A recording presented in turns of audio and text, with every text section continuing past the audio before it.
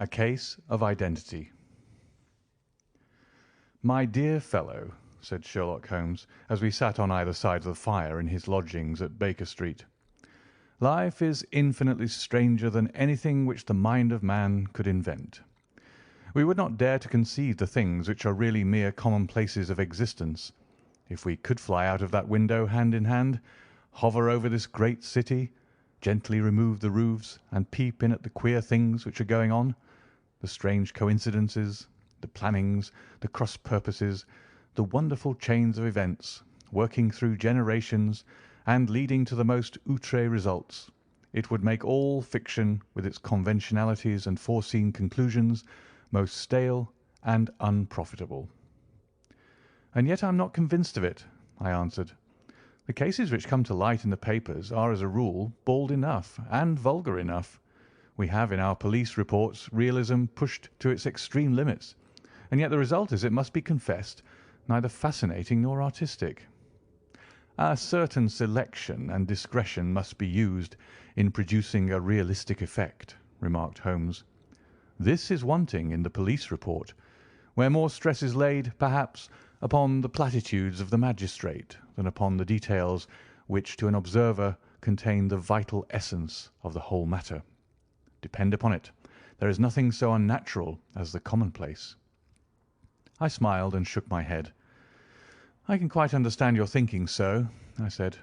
"Of course, in your position of unofficial adviser and helper to everybody who is absolutely puzzled, throughout 3 continents, you are brought in contact with all that is strange and bizarre.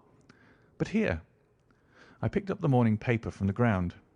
"Let us put it to a practical test.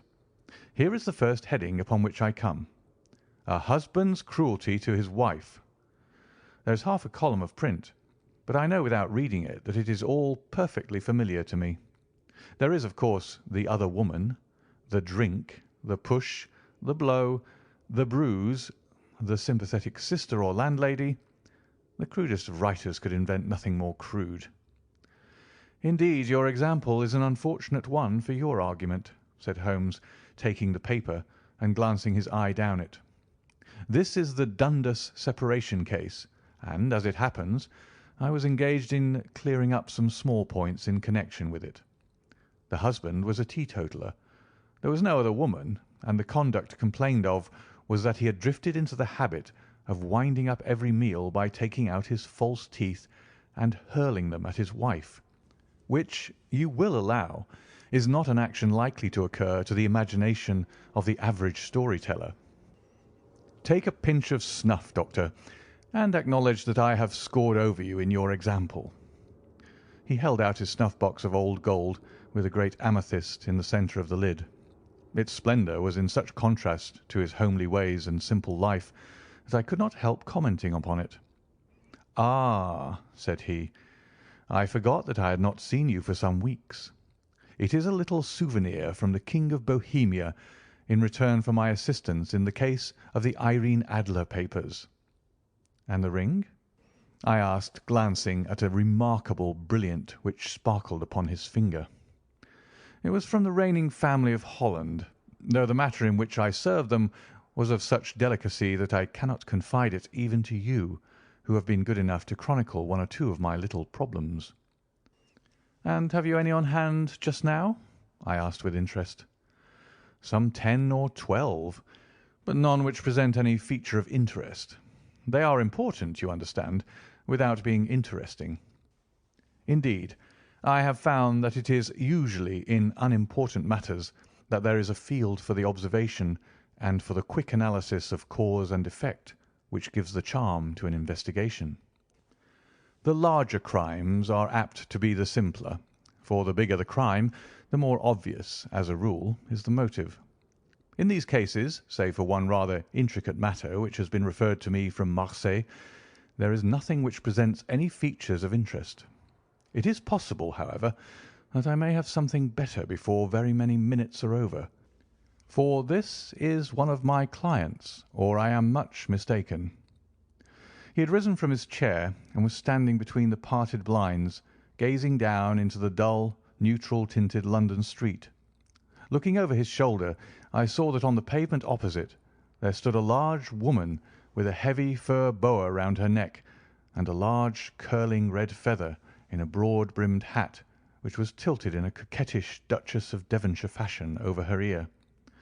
From under this great panoply she peeped up in a nervous, hesitating fashion at our windows, while her body oscillated backward and forward, and her fingers fidgeted with her glove buttons. Suddenly, with a plunge, as of the swimmer who leaves the bank, she hurried across the road, and we heard the sharp clang of the bell. "I have seen those symptoms before," said Holmes, throwing his cigarette into the fire. "Oscillation upon the pavement always means an affaire de coeur. She would like advice, but is not sure that the matter is not too delicate for communication. And yet even here we may discriminate. When a woman has been seriously wronged by a man, she no longer oscillates, and the usual symptom is a broken bell wire. Here we may take it that there is a love matter, but that the maiden is not so much angry as perplexed or grieved. But here she comes in person to resolve our doubts." As he spoke there was a tap at the door, and the boy in buttons entered to announce Miss Mary Sutherland, while the lady herself loomed behind his small black figure like a full-sailed merchantman behind a tiny pilot-boat. Sherlock Holmes welcomed her with the easy courtesy for which he was remarkable, and having closed the door and bowed her into an armchair, he looked her over in the minute and yet abstracted fashion which was peculiar to him. "Do you not find," he said, "that with your short sight it is a little trying to do so much typewriting?" "I did at first," she answered, "but now I know where the letters are without looking." Then suddenly, realizing the full purport of his words, she gave a violent start and looked up with fear and astonishment upon her broad, good-humoured face. "You've heard about me, Mr. Holmes," she cried, "else how could you know all that?" "Never mind," said Holmes, laughing. "It is my business to know things. Perhaps I've trained myself to see what others overlook. If not, why should you come to consult me?" "I came to you, sir, because I heard of you from Mrs. Etheridge, whose husband you found so easy when the police and everyone had given him up for dead. Oh, Mr. Holmes, I wish you would do as much for me. I'm not rich, but still I have 100 a year in my own right, besides the little that I make by the machine, and I would give it all to know what has become of Mr. Hosmer Angel." "Why did you come away to consult me in such a hurry?" asked Sherlock Holmes, with his finger-tips together and his eyes to the ceiling. Again a startled look came over the somewhat vacuous face of Miss Mary Sutherland. "Yes, I did bang out of the house," she said, "for it made me angry to see the easy way in which Mr. Windibank, that is, my father, took it all. He would not go to the police, and he would not go to you, and so at last, as he would do nothing and kept on saying that there was no harm done, it made me mad, and I just on with my things and came right away to you." "Your father?" said Holmes. "Your stepfather, surely, since the name is different." "Yes, my stepfather. I call him father, though it sounds funny too, for he is only 5 years and 2 months older than myself." "And your mother is alive?" "Oh, yes, mother is alive and well. I wasn't best pleased, Mr. Holmes, when she married again so soon after father's death, and a man who was nearly 15 years younger than herself.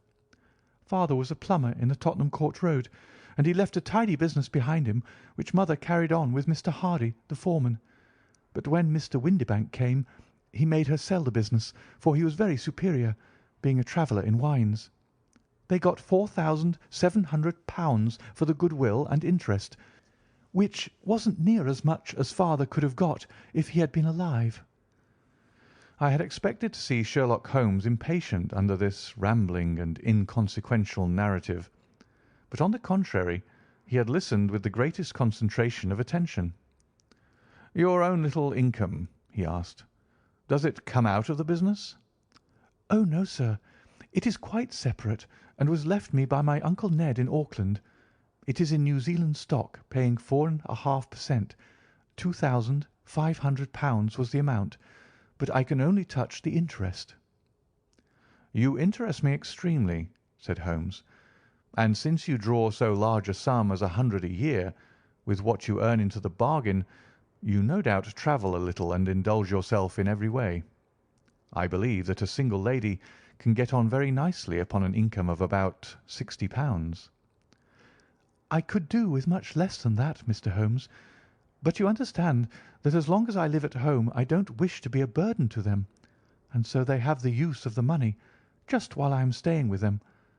Of course, that is only just for the time. Mr. Windibank draws my interest every quarter and pays it over to my mother, and I found that I can do pretty well with what I earn at typewriting. It brings me 2 pence a sheet, and I can often do from 15 to 20 sheets in a day." "You have made your position very clear to me," said Holmes. "This is my friend, Dr. Watson, before whom you can speak as freely as before myself. Kindly tell us now all about your connection with Mr. Hosmer Angel." A flush stole over Miss Sutherland's face, and she picked nervously at the fringe of her jacket. "I met him first at the gasfitters' ball," she said. "They used to send father tickets when he was alive, and then afterwards they remembered us and sent them to mother. Mr. Windibank did not wish us to go. He never did wish us to go anywhere. He would get quite mad if I wanted so much as to join a Sunday school treat. But this time I was set on going, and I would go, for what right had he to prevent? He said that folk were not fit for us to know when all father's friends were to be there. And he said that I had nothing fit to wear, when I had my purple plush that I had never so much as taken out of the drawer. At last, when nothing else would do, he went off to France upon the business of the firm. But we went, mother and I, with Mr. Hardy, who used to be our foreman, and it was there I met Mr. Hosmer Angel." "I suppose," said Holmes, "that when Mr. Windibank came back from France he was very annoyed at your having gone to the ball." "Oh, well, he was very good about it. He laughed, I remember, and shrugged his shoulders, and said there was no use denying anything to a woman, for she would have her way." "I see. Then at the gasfitters' ball you met, as I understand, a gentleman called Mr. Hosmer Angel." "Yes, sir. I met him that night, and he called next day to ask if we had got home all safe, and after that we met him. That is to say, Mr. Holmes, I met him twice for walks. But after that father came back again, and Mr. Hosmer Angel could not come to the house any more." "No?" "Well, you know father didn't like anything of the sort. He wouldn't have any visitors if he could help it, and he used to say that a woman should be happy in her own family circle. But then, as I used to say to mother, a woman wants her own circle to begin with, and I had not got mine yet." "But how about Mr. Hosmer Angel? Did he make no attempt to see you?" "Well, father was going off to France again in a week, and Hosmer wrote and said that it would be safer and better not to see each other until he had gone. We could write in the meantime, and he used to write every day. I took the letters in the morning, so there was no need for father to know." "Were you engaged to the gentleman at this time?" "Oh, yes, Mr. Holmes. We were engaged after the first walk that we took. Hosmer, Mr. Angel, was a cashier in an office in Leadenhall Street, and—" "What office?" "That's the worst of it, Mr. Holmes. I don't know." "Where did he live, then?" "He slept on the premises." "And you don't know his address?" "No, except that it was Leadenhall Street." "Where did you address your letters, then?" "To the Leadenhall Street post office, to be left till called for. He said that if they were sent to the office he would be chaffed by all the other clerks about having letters from a lady. So I offered to typewrite them like he did his, but he wouldn't have that, for he said that when I wrote them they seemed to come from me, but when they were typewritten he always felt that the machine had come between us. That will just show you how fond he was of me, Mr. Holmes, and the little things that he would think of." "It was most suggestive," said Holmes. "It has long been an axiom of mine that the little things are infinitely the most important. Can you remember any other little things about Mr. Hosmer, Angel?" "He was a very shy man, Mr. Holmes. He would rather walk with me in the evening than in the daylight, for he said that he hated to be conspicuous. Very retiring and gentlemanly he was. Even his voice was gentle. He'd had the quinsy and swollen glands when he was young, he told me, and it had left him with a weak throat and a hesitating, whispering fashion of speech. He was always well dressed, very neat and plain, but his eyes were weak, just as mine are, and he wore tinted glasses against the glare." "Well, and what happened when Mr. Windibank, your stepfather, returned to France?" "Mr. Hosmer, Angel, came to the house again and proposed that we should marry before father came back. He was in dreadful earnest, and made me swear with my hands on the Testament that whatever happened I would always be true to him.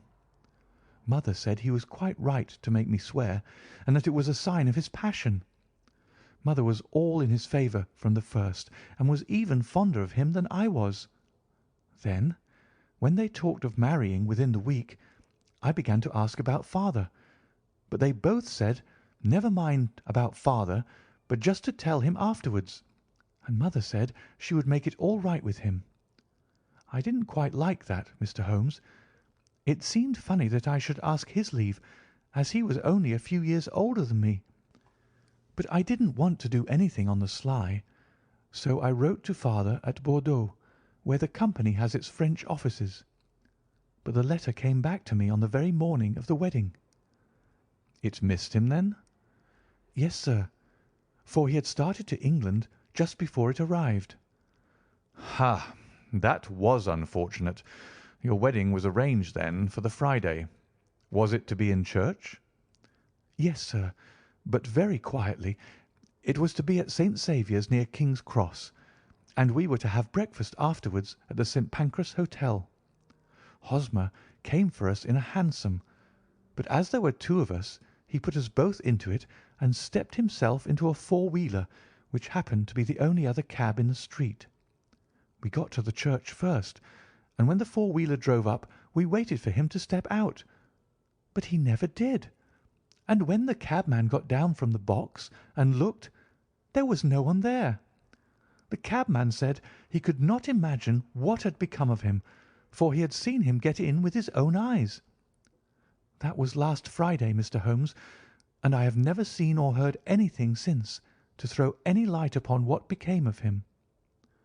"It seems to me that you have been very shamefully treated," said Holmes. "Oh, no, sir. He was too good and kind to leave me so. Why, all the morning he was saying to me that whatever happened, it was to be true, and that even if something quite unforeseen occurred to separate us, I was always to remember that I was pledged to him and that he would claim his pledge sooner or later. It seems strange talk for a wedding morning, but what has happened since gives a meaning to it." "Most certainly it does. Your own opinion is, then, that some unforeseen catastrophe has occurred to him?" "Yes, sir. I believe that he foresaw some danger, or else he would not have talked so, and then I think that what he foresaw happened." "But you have no notion as to what it could have been?" "None." "One more question. How did your mother take the matter?" "She was angry, and said that I was never to speak of the matter again." "And your father? Did you tell him?" "Yes, and he seemed to think with me that something had happened, and that I should hear of Hosmer again. As he said, what interest could anyone have in bringing me to the doors of the church and then leaving me? Now, if he had borrowed my money, or if he had married me and got my money settled on him, there might be some reason. But Hosmer was very independent about money, and never would look at a shilling of mine. And yet, what could have happened, and why could he not write? Oh, it drives me half mad to think of it, and I can't sleep a wink at night." She pulled a little handkerchief out of her muff and began to sob heavily into it. "I shall glance into the case for you," said Holmes, rising, "and I have no doubt that we shall reach some definite result. Let the weight of the matter rest upon me now, and do not let your mind dwell upon it further. Above all, try to let Mr. Hosmer Angel vanish from your memory, as he has done from your life." "Then you don't think I'll see him again?" "I fear not." "Then what has happened to him?" "You will leave that question in my hands. I should like an accurate description of him, and any letters of his which you can spare." "I advertised for him in last Saturday's Chronicle," said she. "Here is the slip, and here are 4 letters from him." "Thank you. And your address?" "No. 31 Lion Place, Camberwell." Mr. Angel's address you never had, I understand. Where is your father's place of business?" "He travels for Westhouse and Marbank, the great claret importers of Fenchurch Street." "Thank you. You have made your statement very clearly. You will leave the papers here, and remember the advice which I have given you. Let the whole incident be a sealed book, and do not allow it to affect your life." "You are very kind, Mr. Holmes, but I cannot do that. I shall be true to Hosmer. He shall find me ready when he comes back." For all the preposterous hat and the vacuous face, there was something noble in the simple faith of our visitor which compelled our respect. She laid her little bundle of papers upon the table and went her way, with a promise to come again whenever she might be summoned. Sherlock Holmes sat silent for a few minutes with his fingertips still pressed together, his legs stretched out in front of him, and his gaze directed upward to the ceiling. Then he took down from the rack the old and oily clay pipe which was to him as a counsellor, and, having lit it, he leaned back in his chair, with the thick blue cloud wreaths spinning up from him, and a look of infinite languor in his face. "Quite an interesting study, that maiden," he observed. "I found her more interesting than her little problem, which, by the way, is rather a trite one. You will find parallel cases if you consult my index. In Andover in '77, and there was something of the sort at The Hague last year. Old as is the idea, however, there were 1 or 2 details which were new to me, but the maiden herself was most instructive." "You appeared to read a good deal upon her which was quite invisible to me," I remarked. "Not invisible, but unnoticed, Watson. You did not know where to look, and so you missed all that was important. I can never bring you to realize the importance of sleeves, the suggestiveness of thumbnails, or the great issues that may hang from a bootlace. Now, what did you gather from that woman's appearance? Describe it." "Well, she had a slate-coloured, broad-brimmed straw hat, with a feather of brickish red. Her jacket was black, with black beads sewn upon it, and a fringe of little black jet ornaments. Her dress was brown, rather darker than coffee colour, with a little purple plush at the neck and sleeves. Her gloves were greyish, and were worn through at the right forefinger. Her boots I didn't observe. She had small round hanging gold earrings and a general air of being fairly well-to-do in a vulgar, comfortable, easy-going way." Sherlock Holmes clapped his hands softly together and chuckled. "Upon my word, Watson, you are coming along wonderfully. You have really done very well indeed. It is true that you have missed everything of importance, but you have hit upon the method, and you have a quick eye for colour. Never trust to general impressions, my boy, but concentrate yourself upon details. My first glance is always at a woman's sleeve. In a man it is perhaps better first to take the knee of the trouser. As you observe, this woman had plush upon her sleeves, which is a most useful material for showing traces. The double line a little above the wrist, where the typewritist presses against the table, was beautifully defined. The sewing machine of the hand type leaves a similar mark, but only on the left arm, and on the side of it farthest from the thumb, instead of being right across the broadest part, as this was. I then glanced at her face, and observed the dint of a pince-nez at either side of her nose. I ventured a remark upon short sight and typewriting, which seemed to surprise her. It surprised me. But surely it was obvious. I was then much surprised and interested on glancing down to observe that, though the boots which she was wearing were not unlike each other, they were really odd ones, the one having a slightly decorated toe-cap and the other a plain one. One was buttoned only in the 2 lower buttons out of 5, and the other at the first, third, and fifth. Now, when you see that a young lady, otherwise neatly dressed, has come away from home with odd boots, half buttoned, it is no great deduction to say that she came away in a hurry. "And what else?" I asked, keenly interested, as I always was, by my friend's incisive reasoning. "I noted in passing that she had written a note before leaving home, but after being fully dressed. You observed that her right glove was torn at the forefinger, but you did not apparently see that both glove and finger were stained with violet ink. She had written in a hurry and dipped her pen too deep. It must have been this morning, or the mark would not remain clear upon the finger. All this is amusing, though rather elementary, but I must go back to business, Watson. Would you mind reading me the advertised description of Mr. Hosmer Angel?" I held the little printed slip to the light. "Missing," it said, "on the morning of the 14th, a gentleman named Hosmer Angel, about 5'7" in height, strongly built, sallow complexion, black hair, a little bald in the centre, bushy, black side whiskers and moustache, tinted glasses, slight infirmity of speech, was dressed when last seen in black frock coat faced with silk, black waistcoat, gold Albert chain, and grey Harris tweed trousers, with brown gaiters over elastic-sided boots. Known to have been employed in an office in Leadenhall Street. Anybody bringing—" "That will do," said Holmes.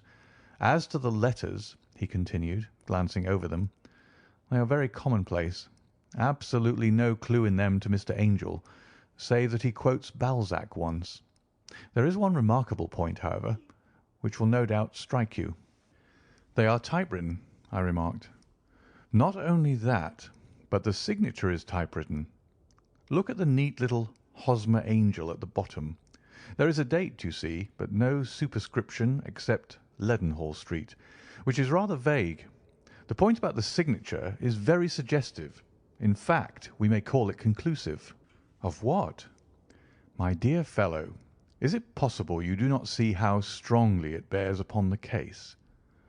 "I cannot say that I do, unless it were that he wished to be able to deny his signature if an action for breach of promise were instituted."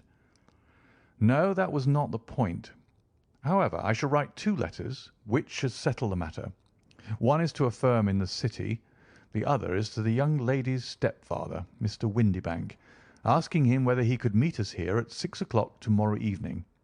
It is just as well that we should do business with the male relatives. And now, Doctor, we can do nothing until the answers to those letters come, so we may put our little problem upon the shelf for the interim." I had had so many reasons to believe in my friend's subtle powers of reasoning and extraordinary energy in action that I felt that he must have some solid grounds for the assured and easy demeanour with which he treated the singular mystery which he had been called upon to fathom. Once only had I known him to fail, in the case of the King of Bohemia and of the Irene Adler photograph.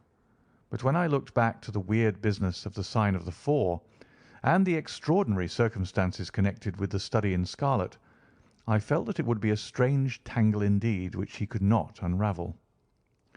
I left him then, still puffing at his black clay pipe, with the conviction that when I came again on the next evening, I would find that he held in his hands all the clues which would lead up to the identity of the disappearing bridegroom of Miss Mary Sutherland. A professional case of great gravity was engaging my own attention at the time, and the whole of the next day I was busy at the bedside of the sufferer. It was not until close upon 6 o'clock that I found myself free and was able to spring into a hansom and drive to Baker Street, half afraid that I might be too late to assist at the denouement of the little mystery. I found Sherlock Holmes alone, however, half asleep, with his long, thin form curled up in the recesses of his armchair. A formidable array of bottles and test tubes, with the pungent, cleanly smell of hydrochloric acid, told me that he had spent his day in the chemical work which was so dear to him. Well, have you solved it? I asked as I entered. Yes, it was the bisulfate of baryta. No, no, the mystery, I cried. Oh, that! I thought of the salt that I had been working upon. There was never any mystery in the matter, though, as I said yesterday, some of the details are of interest. The only drawback is that there is no law, I fear, that can touch the scoundrel. Who was he, then, and what was his object in deserting Miss Sutherland? The question was hardly out of my mouth, and Holmes had not yet opened his lips to reply, when we heard a heavy footfall in the passage and a tap at the door. "This is the girl's stepfather, Mr. James Windibank," said Holmes. "He has written to me to say that he would be here at 6. Come in." The man who entered was a sturdy, middle-sized fellow, some 30 years of age, clean-shaven and sallow-skinned, with a bland, insinuating manner and a pair of wonderfully sharp and penetrating grey eyes. He shot a questioning glance at each of us, placed his shiny top hat upon the sideboard, and with a slight bow sidled down into the nearest chair. "Good evening, Mr. James Windibank," said Holmes.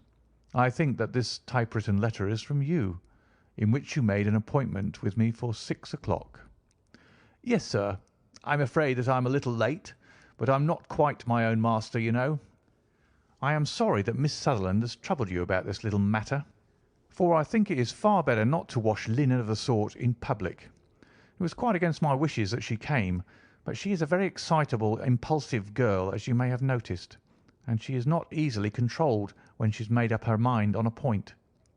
Of course, I did not mind you so much, as you are not connected with the official police, but it is not pleasant to have a family misfortune like this noised abroad. Besides, it is a useless expense, for how could you possibly find this Hosmer Angel?" "On the contrary," said Holmes quietly, "I have every reason to believe that I will succeed in discovering Mr. Hosmer Angel." Mr. Windibank gave a violent start and dropped his gloves. "I'm delighted to hear it," he said. "It is a curious thing," remarked Holmes, "that a typewriter has really quite as much individuality as a man's handwriting. Unless they are quite new, no two of them write exactly alike. Some letters get more worn than others, and some wear only on one side. Now, you remark in this note of yours, Mr. Windibank, that in every case there is some little slurring over of the E and a slight defect in the tail of the R. There are 14 other characteristics, but those are the more obvious." "We do all our correspondence with this machine at the office, and no doubt it is a little worn," our visitor answered, glancing keenly at Holmes with his bright little eyes. "And now I will show you what is really a very interesting study, Mr. Windibank," Holmes continued. "I think of writing another little monograph some of these days on the typewriter and its relation to crime. It is a subject to which I have devoted some little attention. I have here 4 letters which purport to come from the missing man. They are all typewritten. In each case not only are the E's slurred and the R's tailless, but you will observe, if you care to use my magnifying lens, that the 14 other characteristics to which I have alluded are there as well." Mr. Windibank sprang out of his chair and picked up his hat.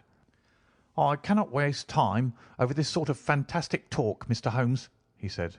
"If you can catch the man, catch him, and let me know when you have done it." "Certainly," said Holmes, stepping over and turning the key in the door. "I let you know, then, that I have caught him." "What? Where?" shouted Mr. Windibank, turning white to his lips and glancing about him like a rat in a trap. "Oh, it won't do, really it won't," said Holmes suavely. "There is no possible getting out of it, Mr. Windibank. It is quite too transparent, and it was a very bad compliment when you said that it was impossible for me to solve so simple a question. That's right. Sit down and let us talk it over." Our visitor collapsed into a chair with a ghastly face and a glitter of moisture on his brow. It's not actionable," he stammered. "I am very much afraid that it is not. But between ourselves, Windibank, it was as cruel and selfish and heartless a trick in a petty way as ever came before me. Now let me just run over the course of events, and you will contradict me if I go wrong." The man sat huddled up in his chair with his head sunk upon his breast, like one who is utterly crushed. Holmes stuck his feet up on the corner of the mantelpiece and, leaning back with his hands in his pockets, began talking, rather to himself, as it seemed, than to us. "The man married a woman very much older than himself for her money," said he, "and he enjoyed the use of the money of the daughter as long as she lived with them. It was a considerable sum for people in their position, and the loss of it would have made a serious difference. It was worth an effort to preserve it. The daughter was of a good, amiable disposition, but affectionate and warm-hearted in her ways, so that it was evident that with her fair personal advantages and her little income she would not be allowed to remain single long. Now her marriage would mean, of course, the loss of 100 a year. So what does her stepfather do to prevent it? He takes the obvious course of keeping her at home and forbidding her to seek the company of people of her own age. But soon he found that they would not answer for ever. She became restive, insisted upon her rights, and finally announced her positive intention of going to a certain ball. What does her clever stepfather do then? He conceives an idea more creditable to his head than to his heart. With the connivance and assistance of his wife, he disguised himself, covered those keen eyes with tinted glasses, masked the face with a moustache and a pair of bushy whiskers, sunk that clear voice into an insinuating whisper, and doubly secure on account of the girl's short sight, he appears as Mr. Hosmer Angel, and keeps off other lovers by making love himself. "It was only a joke at first," groaned our visitor. "We never thought that she would have been so carried away." "Very likely not. However that may be, the young lady was very decidedly carried away, and having quite made up her mind that her stepfather was in France, the suspicion of treachery never for an instant entered her mind. She was flattered by the gentleman's attentions, and the effect was increased by the loudly expressed admiration of her mother. Then Mr. Angel began to call, for it was obvious that the matter should be pushed as far as it would go if a real effect were to be produced. There were meetings, and an engagement which would finally secure the girl's affections from turning towards anyone else. But the deception could not be kept up for ever. These pretended journeys to France were rather cumbrous.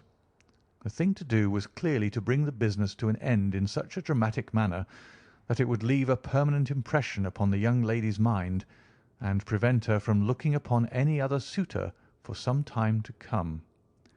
Hence those vows of fidelity exacted upon a testament, and hence also the allusions to a possibility of something happening on the very morning of the wedding. James Windibank wished Miss Sutherland to be so bound to Hosmer Angel, and so uncertain as to his fate, that for 10 years to come, at any rate, she would not listen to another man. As far as the church door he brought her, and then, as he could go no farther, he conveniently vanished away by the old trick of stepping in at one door of a four-wheeler and out at the other. I think that was the chain of events, Mr. Windibank." Our visitor had recovered something of his assurance while Holmes had been talking, and he rose from his chair now with a cold sneer upon his pale face. "It may be so, or it may not, Mr. Holmes," said he, "but if you are so very sharp, you ought to be sharp enough to know that it is you who are breaking the law now, and not me.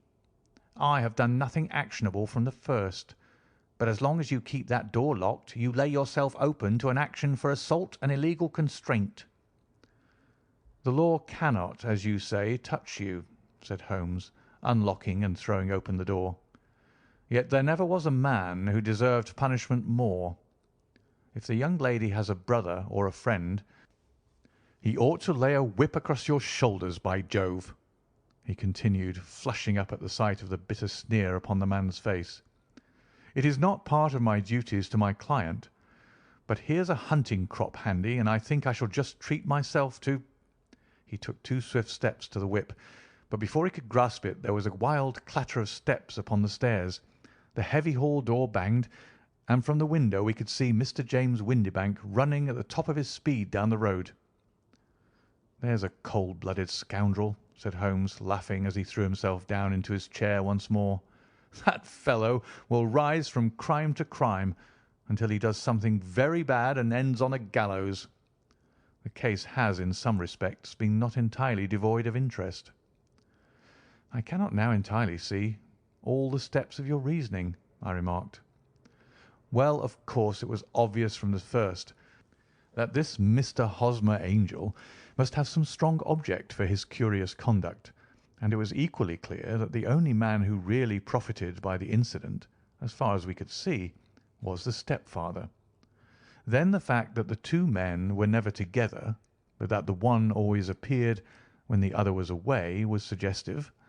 So were the tinted spectacles and the curious voice, which both hinted at a disguise, as did the bushy whiskers.